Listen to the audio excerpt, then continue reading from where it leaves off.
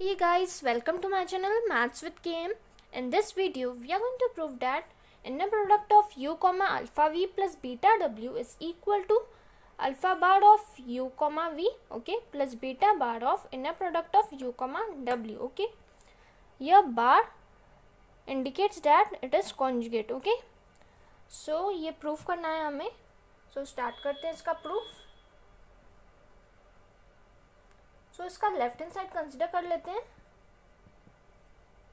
It is equal to inner product of u comma alpha v plus beta w. Okay, so it is equal to alpha v plus beta w comma u. Okay, it's conjugate. अभी ये हमने कहाँ से लिखा? It is from I1, okay, which is first property of inner product space. okay, वो क्या है, क्या रहती है? inner product of u comma v is equal to inner product of v comma u its conjugate. okay, this is first property, so वो first property यहाँ पे लगाई हमने. okay, so it is equal to alpha of v comma u plus beta of inner product of w comma u. Okay, और यहाँ पे conjugate है इसलिए यहाँ पे बार आ गया. ओके, सो अभी ये कहाँ से लिखा? This is from I3, okay, which is third property of inner product. Okay, अभी ये जो बार है वो सेपरेट कर लेते हैं. ओके, सो क्या मिल जाएगा? Alpha of v comma u its conjugate plus beta into inner product of w comma u its conjugate. okay, so it is equal to क्या मिलेगा? Alpha bar into inner product of v comma u its conjugate plus beta bar into inner product of w comma u its conjugate. okay, so it is equal to alpha bar वैसे की वैसे.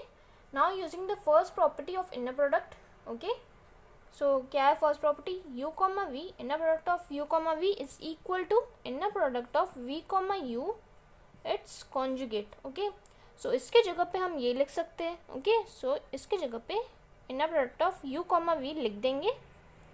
Okay, plus beta bar into inner product of u comma w. Okay, यहाँ पे भी first property apply की हमने. Okay, सो देखो यही हमें चाहिए था, which is equal to RHS.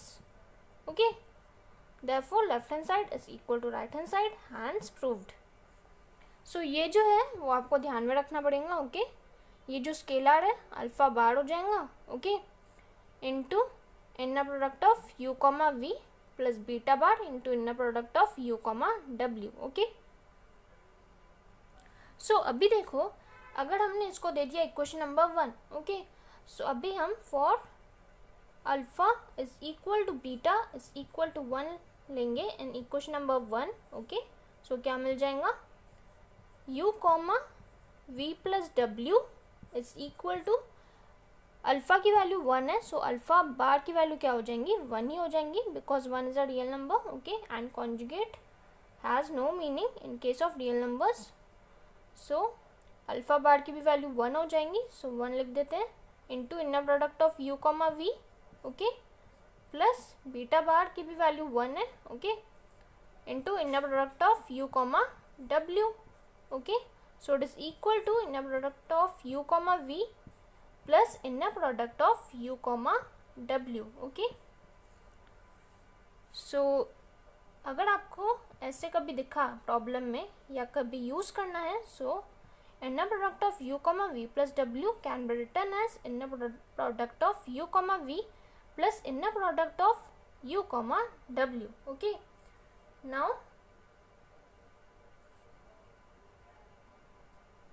so अभी देखो ये जो थर्ड प्रॉपर्टी रहती है इनर प्रोडक्ट की. Okay, alpha u plus beta v comma w is equal to alpha into inner product of u comma w plus beta into inner product of v comma w. इस property को हम ऐसे भी लिख सकते हैं. देखो u plus v, so inner product of u plus v comma w is equal to inner product of u comma w plus inner product of v comma w. Okay, and inner product of alpha u comma w can be written as alpha into inner product of u comma w. Okay, so in place of this property we can write these two properties. Okay, तो अभी देखो remark क्या है, inner product of u comma v plus w can be written in this way. Okay, and inner product of u plus v comma w is equal to inner product of u comma w plus inner product of v comma w. Okay, so ये जो है वो आगे चल के हमें काम में आएगा. Okay, so inner product of alpha u comma डब्ल्यू. ओके, यहाँ पे देखो अल्फा कहाँ पे प्रेजेंट है, फर्स्ट प्लेस पे. Okay, so it is equal to alpha into inner product of u comma डब्ल्यू and inner product of u comma alpha v. अभी यहाँ पे देखो alpha is present at second place. Okay, so यहाँ पे कैसे बन जाएगा, अल्फा बार बन जाएगा. ओके, अगर अल्फा प्रेजेंट रहता है सेकेंड प्लेस पे so it becomes alpha bar into inner product of u comma v. Okay, and inner product of 0 comma u is equal to inner product of u comma 0. इसकी value क्या रहती है, 0 रहती है. Okay, now we will see what is Euclidean space. Okay,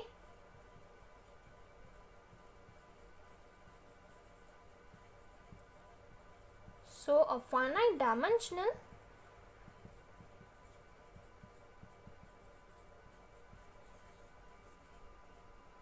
inner product space is an Euclidean space. Okay, so किसको बोलेंगे Euclidean space, a finite dimensional inner product space को बोलेंगे यूक्लिडियन स्पेस.